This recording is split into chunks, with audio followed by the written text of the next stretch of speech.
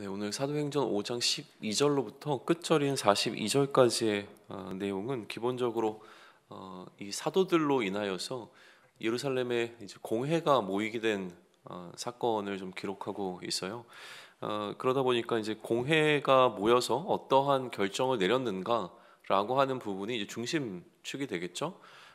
그런데 이 공회가 모이기 이전에 그러면 왜 공회를 모이게 되었는가라고 하는 배경적인 설명과 그리고 난 이후에 공회가 모여서 어떠한 결정을 내렸으며 또 이러한 결정에 대하여서 사도들, 다시 얘기하면 지금 증인들로 대표되어지고 있는 이 예수의 공동체는 어떻게 반응하였는가라고 하는 부분을 좀 살펴보시면 좋겠습니다.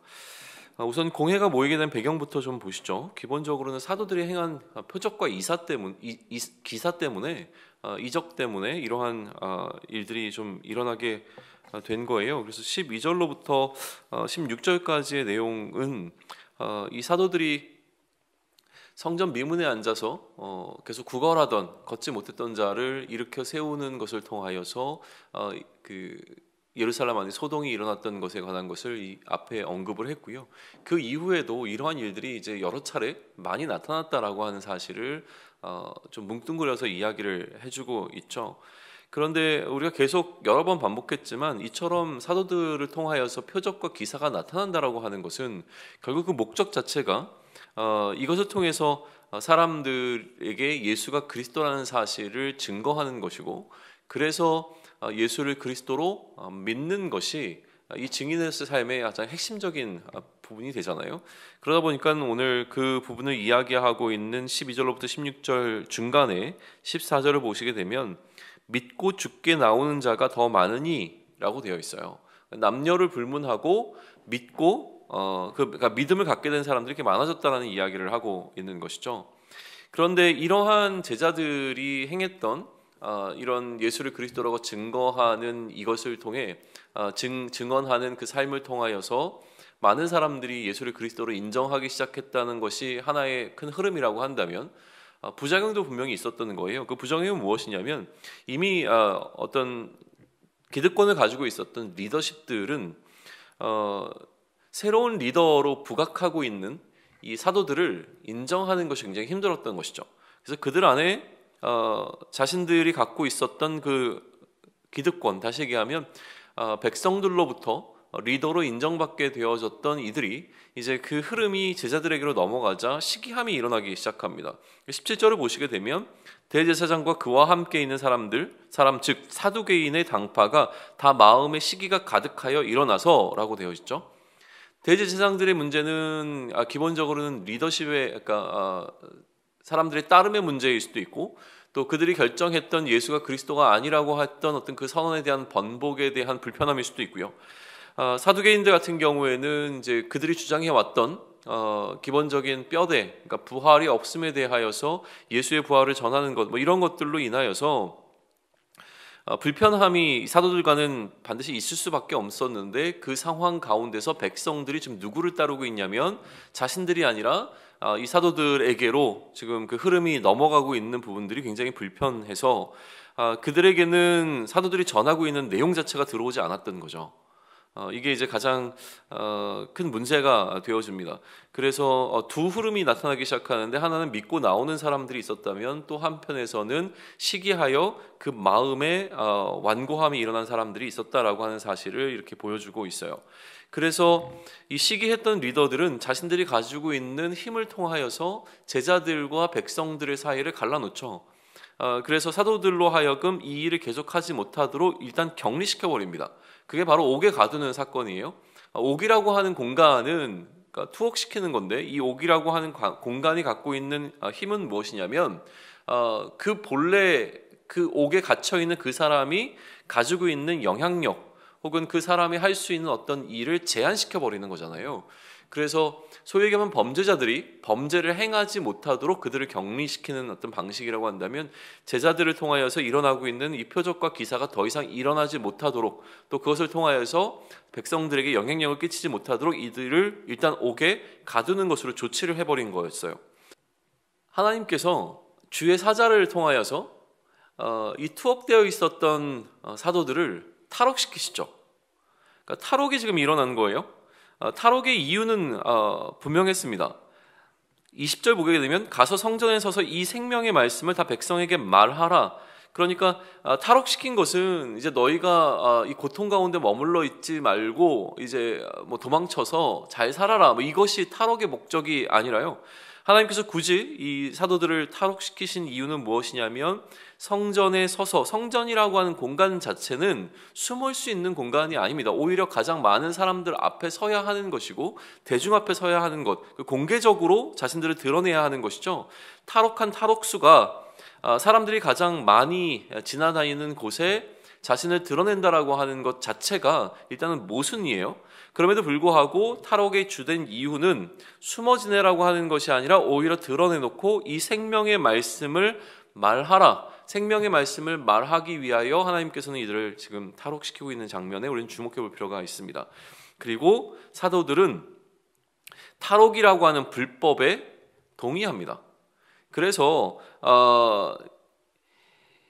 이 불법을 행하게 되는 거죠. 탈옥은 어떻게 보면 투옥되는 것이 어떠한 것인가라고 하는 것을 넘어서서 일단 탈옥이라고 하는 것 자체가 사회법적으로 문제가 있는 부분이잖아요. 그럼에도 불구하고 이들은 불법을 행하기로 결정합니다. 불법을 행했던 이유는 그들이 해야 하는 그 일에 동의가 되었기 때문이라고 설명할 수 있을 것 같아요.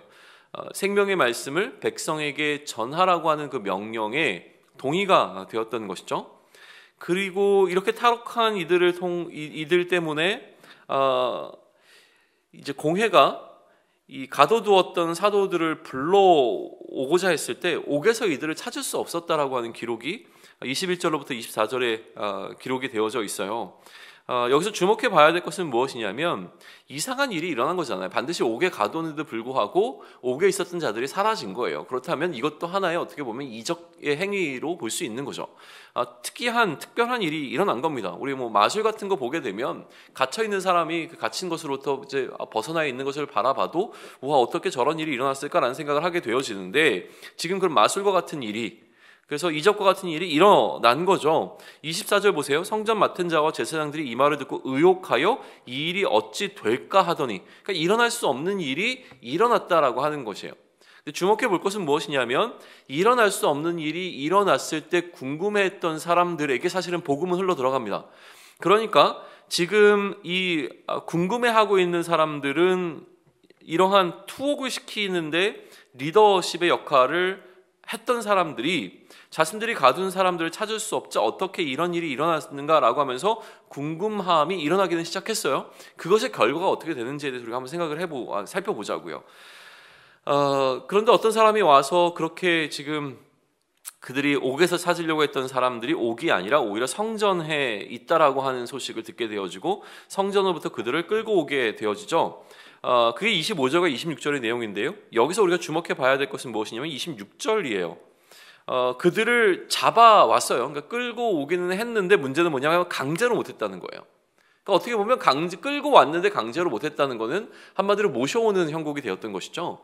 그들이 갖고 있는 힘의 논리로 이들을 제압할 수 있는 상황이 안 됐다라고 하는 거예요. 왜냐하면 이들과 함께 하고 있는 백성들에 대한 두려움이, 그래서 자칫 잘못하면 자신들이 죽을 수도 있겠구나라고 하는 생명의 위협을 느끼는 상황 가운데서 굉장히 조심스럽게 사도들을 불러오고 있었다라고 하는 것을 26절은 우리에게 보여주고 있습니다. 불러온 이들을 향하여서 신문이 시작되고 있는데 신문하는 과정 속에 그들에게 주어진 질문은 28절이었어요. 그리스도의 이름으로 사람들을 가르치지 말라라고 이미 금하였는데 그것이 이 공회가 내린 결정이었는데 너희는 왜 그 공회의 명령을 순종하지 않았느냐라고 하는 부분이 이들이 지금 공회 앞에 다시 서게 된 이슈가 된 것이죠. 기본적으로 이 제자들이 거기에 대해서 이제 답변하는 그 답변의 내용이라고 하는 것은 예수 그리스도의 부활이라고 하는 사건을 들어서 설명하고 있는 거예요. 그들이 지금 공회의 권위를 건드렸잖아요. 공회가 하지 말라라고 금지시킨 것을 사도들은 했습니다. 그렇다면 공회가 갖고 있는 그 권위를 통하여서 제자들에게 이거는 하지 마라고 이야기를 했는데 제자들은 그 권위를 지키지 않았어요. 그 명령을 순종하지 않았어요. 그러면서 니네가 왜 그런 식으로 한 거야? 라고 얘기를 했을 때 제자들은 뭐라고 얘기하냐면 공회라고 하는 이 조직이, 이 권위가 온전하지 않음에 관한 이야기를 들어서 그들의 정당성을 깨트려 버리는 방식으로 답변합니다. 어떻게 얘기하냐면 당신들이 예수가 그리스도가 아니라고 하는 것을 통하여서 예수에게 사형 판결을 내려서 그를 죽이지 않았냐. 그런데 그 판결을 누가? 하나님께서 번복시키셨다. 하나님께서 너희가 죽인 그 예수를 다시 살리셨다라고 하는 이야기를 담대하게 지금 선언을 하고 있는 거예요. 그래서 우리가 그렇게 하나님께서 예수의 옳음을, 너희가 틀렸고 예수가 옳았다라고 하는 사실을 보인 것에 대한 증인이다. 우리가 그 일을 지금 감당하고 있는 것이다 라고 이야기하고 있고요. 마찬가지로 성령 또한 이 일에 대하여 증인이시다라고 하는 이야기를 하면서 자신들뿐만 아니라 성령까지도 공회가 틀렸고 예수님이 옳았다는 사실에 대해서 지금 어떻게 보면 공회라고 하는 이 회의를 통하여서 그들이 재판을 받고 있는 것이 아니라 하나님 앞에서 오히려 이 모든 것이 재판의 상황으로 더 커지고 있게 되어지는 것을 보게 되는 거예요. 자, 그러면 이 상황 가운데서 상대가 되어져 버린 이 공회는 당연히 분노할 수밖에 없습니다. 그래서 33절 보세요. 그들이 듣고 크게 노하여 사도들을 없이 하고자 할세라고 되어 있어요. 그러니까 분노가 일어나는 것은 굉장히 당연하죠. 왜냐하면 지금 사도들이 뭘 건드리고 있냐면 공회의 권위를 건드리고 있는 거예요. 너희들이 결정했던 그 결정 상황에 하나님께 인정받지 못했다라는 이야기를 하는 거예요. 그러니까 너희가 우리를 향해서 내렸던 그 결정에도 우리는 순종하지 않을 이유가 분명히 존재한다라는 이야기를 했죠. 그런데 이때 가말리엘이라고 하는 율법 교사가 그 무리 가운데서 한 가지 지혜로운 이야기를 하기 시작합니다. 공회 중에서 일어나서 사도들을 잠깐 나가 있으라고 얘기하고 자신들끼리 회의를 하기 시작을 하는데 이 회의 가운데서 이야기를 하는 거예요. 예전에 이처럼 뭔가 무브먼트를 일으키려고 했던 사람들이 있었다. 운동을 일으키려고 하는 사람들이 있었는데 다 실패하지 않았냐. 만약에 그렇게 움직이게 되어지는 이 예수 운동이라고 하는 것이 지금 예수 무브먼트가 일어나고 있는 중인데 이게 만약에 하나님께로부터 온 것이 아니라면 자연히 사그러들 것이니까 너무 걱정하지 말아라. 근데 우리가 신경 써야 될 것은 무엇이냐면 근데 만에 하나 이것이 하나님으로부터 온 것이 맞다고 한다면 그러면 우리는 그것을 대비할 수 있는 여지를 열어 놓아야 된다. 아니고 우리가 먼저 앞서 이 무브먼트를 금지시켜 버리게 되어진다고 한다면 만약 이것이 하나님께로부터 비롯된 것이라고 한다면 그것에 대한 책임을 우리가 져야 하니 그런 위협은 무릅쓰지 말자라고 이야기를 해요. 그러니까 일단 가만히 냅둬보자라고 하는 이야기를 했고 이것이 공회 안에서 설득이 되어집니다. 그러니까 명확하게 금지 명령을 내려요. 하지만 그들을 어떻게 제거하거나 아예 그들을 사형시켜버리지는 않습니다. 오히려 채찍질을 하면서 예수의 이름으로 말하는 것은 금지하고 그들을 풀어주게 되어져요. 자, 이러한 공회의 결정에 대한 사도들의 반응을 이제 마지막으로 기록하게 되어지는데요. 사도들은 이러한 그들이 채찍질 받는 일, 다시 얘기하면 예수의 이름을 위하여 능력받는 일에 합당한 자로 여기심을 기뻐하면서 공회 앞을 떠났다라고 되어 있어요. 그리고 이들은 대놓고 이제 공회의 명령을 불복종하기 시작합니다. 시간과 장소가 중요하지 않아요. 그 어떠한 상황 가운데서도 공회가 그들에게 내린 이 명령을 순종하지 않았다, 복종하지 않았다 라고 하는 것이 42절의 기록입니다. 그들이 날마다 성전에 있든지 집에 있든지 장소 불문하고 예수는 그리스도라고 가르치기와 전도하기를 그치지 아니하니라. 날마다 시도 때도 없이 장소를 불문하고 그침없이 이들은 예수가 그리스도라는 사실을 더 담대하게 전했더라라는 이야기를 하고 있는 게 오늘 본문이 담아내고 있는 내용이에요.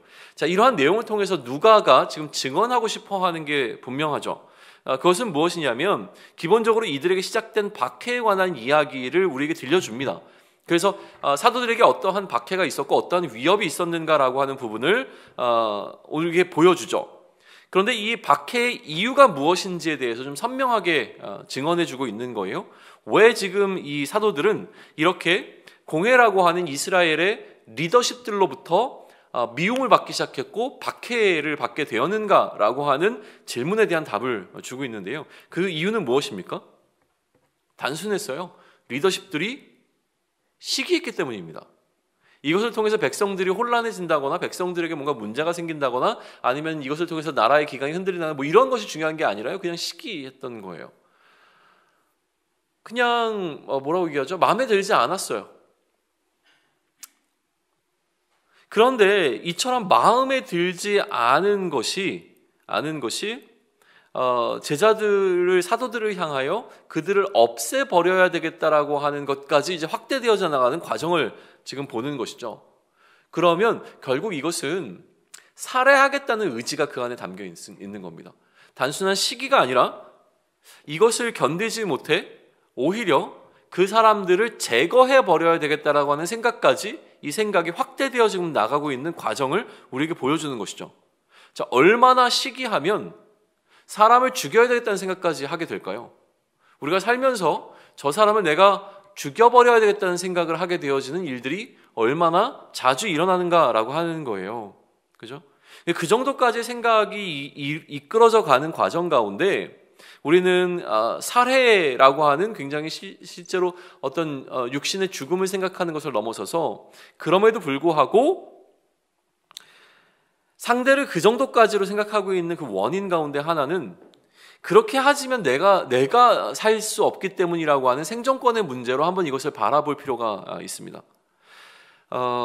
내가 살 수 없는 거예요. 이 문제가 해결되지 않으면 내가 살 수 없기 때문에 저 사람을 죽여서라도 내가 살아야 되겠다라고 하는 살기 위한 몸부림으로 이것을 좀 이해해 보는 것이죠. 그들은 왜 시기했으며 시기하는 것을 통해서 상대방을 제거해 버릴 생각까지 했는가라고 하는 것에 대한 답은 그렇지 않으면 그들이 살 수 없을 것 같고 그렇지 않으면 자신들이 죽을 것 같은 그 상황 가운데서 살기 위한 몸부림으로 이들이 사도들을 핍박했다라고 하는 사실로 한번 해석해 보는 것이 필요합니다.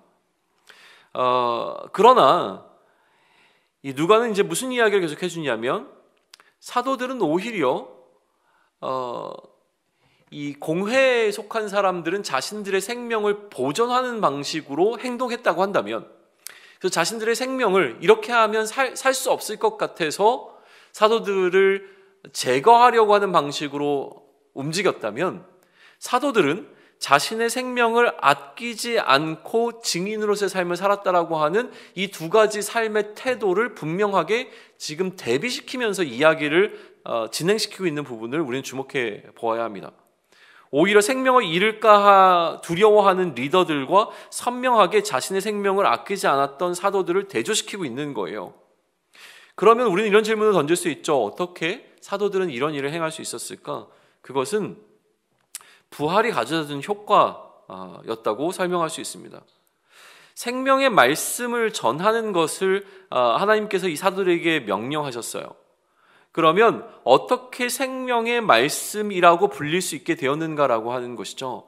예수 그리스도의 사건이 생명의 말씀이 되어질 수 있는 것, 예수가 그리스도라고 하는 사실을 증언하는 것이 단순히 예수의 정체성에 관한 부분이 아니라 그것이 생명이라고 하는 것을 전할 수 있게 되어진 결정적 사건은 무엇이었는가라고 하는 것인데 그것은 제자들에게 이제 생명의 문제가 어디에 있는가라고 하는 것이 예수의 부활의 사건을 통하여서 보다 이들에게 선명하게 된 것이죠. 그래서 생명의 문제라고 하는 것은 다른 것에 달려있는 것이 아니라 예수 그리스도 그 이름에 달려있다는 것을 알았던 제자들은 이제 그것을 전하는 것에 주저함이 없게 되어집니다. 그러니 우리는 동일하게 누가가 지금 이야기하고 있는 이 증언을 통하여서 생각해 보아야 돼요. 나의 생명의 이슈는 지금 어디에 달려있는가라고 하는 것이죠. 이렇게 하지 않으면 죽을 것 같다라고 하는 나의 생명의 문제가 지금 어디에 달려있는가라고 하는 거예요. 예수 그리스도 그 이름에 나의 생명의 문제가 달려있음을 깨닫게 되어지면 사실은 우리는 굉장히 많은 것, 나의 생명을 움켜쥐고 있고 이렇게 해서 내가 죽을 것 같다라고 생각하게 되어지는 나의 생명을 위협하는 많은 상황들로부터 자유해질 수 있다라고 하는 사실, 우리는 고민해 보게 하고 생각해 보게 하게 되어지는 본문이 되어지는 것이죠.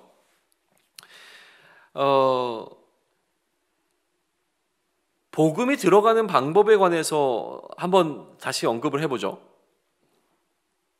하나님께서는 굳이 왜 투옥되어 있는 사도들을 탈옥시키셨을까요? 어차피 공회는 다시 열렸습니다. 그럼 우리는 이 질문 한번 던져봐야 하는 거예요. 자, 공회가 모이기 위하여서 제자들이 일단은 옥에 갇혔어요. 근데 굳이 하나님께서 옥에 갇혀 있는 제자들을 다시 성전으로 갈 수 있도록 하셔서 증인의 삶을 계속 해 나가라고 말씀을 하셨어요. 그리고 그들을 다시 공회로 오게 해서 이런 재판의 과정을 거쳐가게 합니다. 뭔가 좀 번거롭지 않나요? 왜 하나님께서는 그러면 이 탈옥이라고 하는 사건을 행하셨는가라고 하는 질문을 한번 던져보시죠. 하나님께서 이들을 탈옥시킬 수 있었다면 투옥되지 않도록 도우실 수도 있었을 거예요. 그러니까 이들이 옥에 갇히는 것도 하나님께서 허락하신 것이고 이들이 투옥되는 것도 하나님의 일하심이라고 하는 거죠. 그럼 여기에는 분명한 하나님의 의도가 담겨 있을 거잖아요. 그러니까 그것이 무엇인지를 우리는 한번 생각을 해봐야 할 필요가 있습니다. 자, 그러면 이들이 투옥되었다가 탈옥하는 과정이 인간적이지 않았잖아요. 심지어 그들을 가둔 상태에서 지키고 있던 사람들도 이들이 없어진 것을 깨닫지 못하는 방식으로 제자들이 사라져버린 겁니다. 하나의 어떤 기적적인 사건이 일어난 거예요. 그러면 우리는 계속 이야기하는 거지만 기적이라고 하는 것은 결국 복음이 들어갈 수 있는 통로가 생겨나는 거였습니다.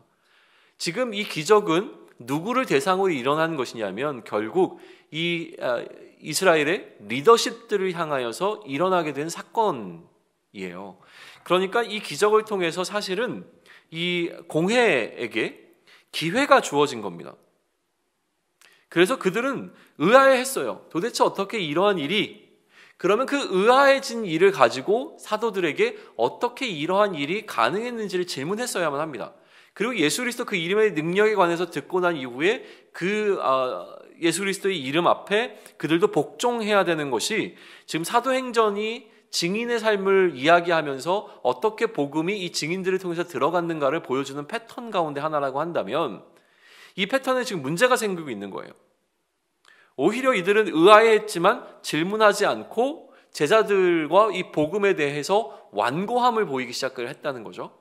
그러면 결국 왜 우리는 이 리더십들은 다른 백성들과는 다르게 이처럼 복음에 대하여 완고함을 갖고 있는가? 이적을 경험했음에도 불구하고 이적으로 인하여서 모두가 마음이 열리는 것이 아니라 오히려 왜 마음이 더 닫히고 있을까에 대해서 질문을 던졌을 때 그것이 앞서 이야기한 시기함이라고 하는 것을 우리는 생각해 볼 필요가 있습니다. 시기함은 결국 완고함을 만들어 내었다라고 하는 것이죠.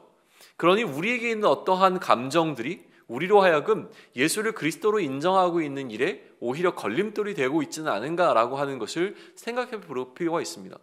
내가 왜 예수를 그리스도로 인정하지 못하는가라고 하는 이 질문 앞에서 그 예수를 그리스도로 인정하는 것을 막아서고 있는 내 안의 문제를 들여다볼 수 있으면 좋겠어요. 우리는 기본적으로 예수님을 그리스도로 인정하는 자들입니다. 그러나 제가 얘기하는 것은 무엇이냐면 그렇게 예수를 그리스도로 인정함에도 불구하고 그 인정함이 우리 삶 가운데 실제가 되어지지 못할 때 그것을 실제가 되지 못하도록 막아서고 있는 내 마음 가운데 들어와 있는 핵심 이슈가 무엇인지를 우리는 들여다볼 수 있어야 한다는 이야기를 지금 하고 있는 것이죠.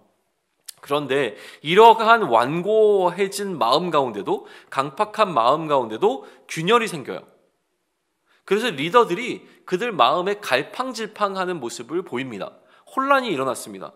제자들은 굉장히 선명했고요. 이 제자들의 선명함에 비해 리더들의 불투명함을 누가는 보여주고 있어요. 제자들은 굉장히 신념 있게 행동하죠. 그런데 이러한 제자들의 신념 있는 행동이 리더들의 마음을 혼란스럽게 해가고 있는 거예요.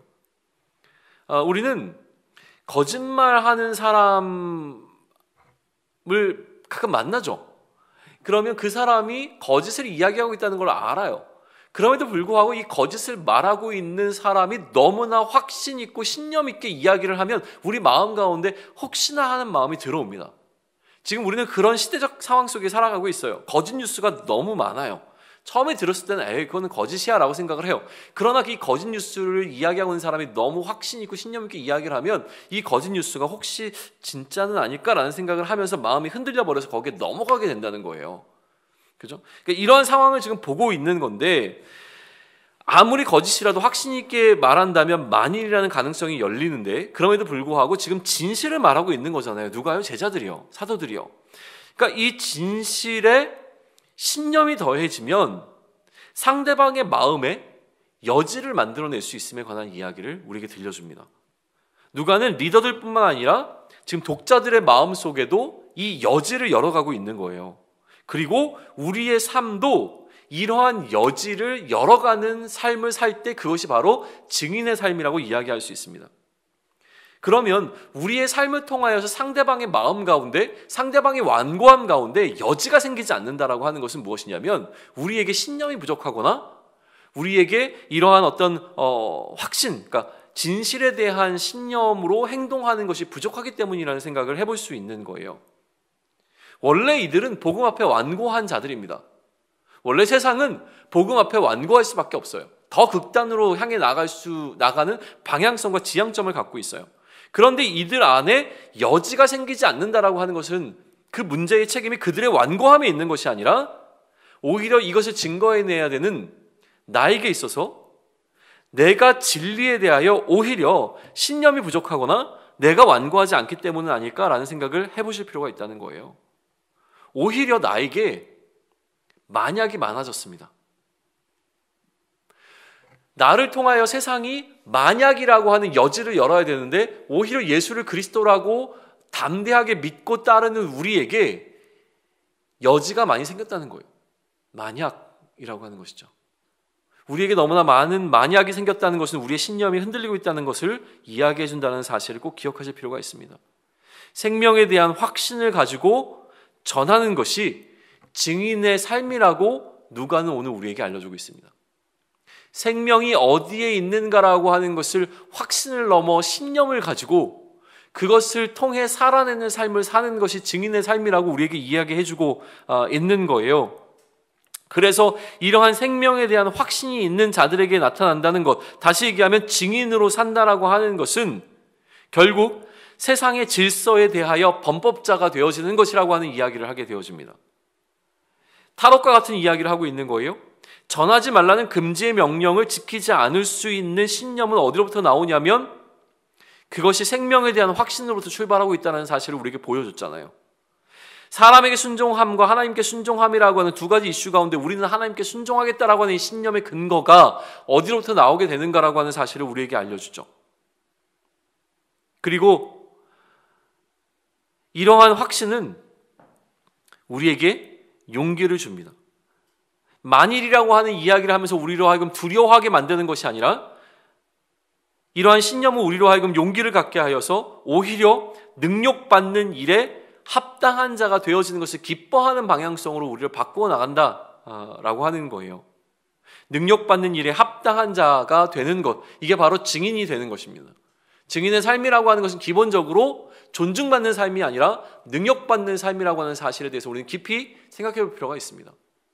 다시요, 우리는 예수를 그리스도로 인정한 자입니다. 그리고 그 예수가 그리스도라는 사실을 증거하기 위한 증인의 삶을 살아가는 것이 우리가 사는 삶의 가장 근본적인 목적이 되었습니다. 우리가 왜 살아가냐면, 왜 이 땅에 존재하냐면 이제는 예수가 그리스도라는 사실을 증거하는 증인의 삶을 살아야 하는 거예요. 그런데 증인으로 산다라고 하는 것은 예수가 그리스도라고 하는 신념을 갖고 예수가 우리의 생명의 문제를 해결하는 그리스도라고 하는 사실을 증거해야 하는데, 이것은 세상의 완고함과 부딪힐 수밖에 없고 그 가운데서 세상으로 하여금 위협을 받게 됩니다. 그런데 그 상황 가운데서 세상은 우리로 하여금 두렵게 만들고 우리를 위협할 때 우리가 용기 있게 행동할 수 있다라고 하는 것은, 그래서 이 능력받는 일을 당연하게 여길 수 있는 것은 우리 안에 이 생명에 대한 확신이 존재해야 한다는 것이죠. 그러니까 결국 우리는 세상의 질서와 그리스도의 질서라고 하는 이 두 가지 이슈를 다시 한번 얘기하게 되는데, 세상의 질서가 아니라 그리스도의 질서로 살아간다는 것은 세상의 질서에 대하여 범법 행위를 행한다는 거예요. 세상의 질서를 따르지 않겠다는 거예요. 이 세상의 질서를 따르지 않겠다라고 하는 것은 우리에게 신념이 필요합니다. 그래서 세상으로부터 우리는 능욕을 받게 되어지는 것이죠. 그러니까 이 능욕을 받는다는 것은 너무나 당연한 일이기에 이것을 합당하게 여기는 것이 필요한 거예요. 그런데 우리는 어떻게 살아가고자 하냐면 완고한 그리스도인으로 살기보다는 나이스한 그리스도인으로 살아가고 싶어 합니다. 그래서 세상의 질서에 대해서 어느 정도 내가 합리적인 사람이라고 하는 이야기를 듣고 싶어 해요. 신념으로 살아가는 것이 아니라 그래도 세상의 질서도 어느 정도 용납한 사람처럼 보이는 것을 인정받고 싶어 합니다. 지금 우리가 이야기하고 있는 것이 사회법은 아니에요. 왜냐하면 우리가 그러한 사회 속에 살고 있지는 않기 때문에 그렇습니다. 사회가 법으로 우리로 하여금 예수를 그리스도로 전하는 것을 금지하고 있는 어떤 국가와 같은 상황 속에 우리가 놓여져 있지 않기 때문에 우리는 지금 사회법을 이야기하지 않아도 괜찮습니다. 그러면 우리가 얘기해야 되는 이 법은 무엇이냐면, 이 세상의 질서라고 하는 것은 무엇이냐면 우리가 살아가고 있는 환경이겠죠. 우리가 살아가고 있는 이 삶의 문화들입니다. 삶의 자리예요. 이 삶의 자리에서 지금 우리는 어떤 것을 이야기받고 있냐면 종교적 신념을 드러내지 않고 살아가야 한다라는 이야기를 하게 되는 거예요. 절대성의 이슈가 아니라 상대성의 이슈 앞에 우리는 도전받고 있습니다. 이게 포스트 모던을 살아가는 살아가는 우리 앞에 놓여 있는 도전인 거예요. 우리의 신념을 흔들어 놓습니다. 네가 이야기하는 것만이 절대적으로 옳은 것이 아니야 라고 이야기하면서 너의 생각을 강요하지 마라 라고 하는 이 분위기 속에 살아가고 있는 우리가 이것을 어떻게 뛰어넘을 것인가를 반드시 고민해야 한다라고 하는 것이죠. 이것을 이제 우리가 고민해 가려고 합니다. 그러니 내일 우리가 다시 말씀을 놓고 씨름하기 전까지 고민해야 할 것은 나에게 예수가 그리스도라고 하는 이 믿음이 있는가를 점검하는 것은 기본일 거고요. 이것이 나에게 단순한 나의 믿음의 고백을 넘어서서 나의 삶을 살아내게 하는 신념이 되고 있는가라고 하는 부분을 반드시 생각해 보셔야 합니다. 그래서 나에게 흔들림이 없어야 하는 것이죠. 나에게 만일이 존재하지 않아야 합니다. 그런데 수많은 만일이 오히려 나에게 존재하고 있음을 좀 들여다볼 수 있으면 좋겠어요. 만약 내가 예수님을 이런 식으로 따르면 나에게 이러한 어려움이 찾아올 텐데, 만약 내가 이렇게 행한다면 이것이 나로 하여금 뒤처지게 만들 텐데, 내가 손해보게 될 텐데, 내가 어려움에 처하게 될 텐데, 내가 문제와 직면하게 될 텐데, 내가 되게 마음이 상할 텐데, 이러한 만약이라고 하는 수많은 어떤 이슈들이 우리로 하여금 이 신념을 가지고 행동하지 못하도록 막아서게 되어지는 장벽들이 되어진다는 사실이에요. 그러니까 우리는 증인으로서의 삶을 살아간다라고 하는 우리의 결단함을 말하기 이전에 우리의 신념의 문제를 다시 한번 들여다볼 필요가 있습니다. 결국 생명의 문제가 어디에 있는가라고 하는 것을 우리가 확고하게 할 때, 그러면 나의 생명이 이 땅에서 이야기하고 있는 어떤 세상의 질서 가운데 놓여있지 않다라고 하는 사실을 깨닫게 되어지면 우리는 이 세상의 질서로부터 자유함을 얻을 수 있는 힘을 얻게 되기 때문에 그렇습니다. 그래서 내가 지금 세상의 질서에 여전히 기웃거리고 있는 이유가 무엇인가라고 하는 것을 다시 한번 생각해보고, 그러면 나와 우리 공동체는 어떻게 이러한 상황 가운데서 우리가 감당해야 될 역할들을 해낼 것인가를 좀 고민할 수 있는 시간들을 가져보면 좋겠습니다. 잘 고민하시고 우리가 그 마음들을 좀 나눠보겠습니다.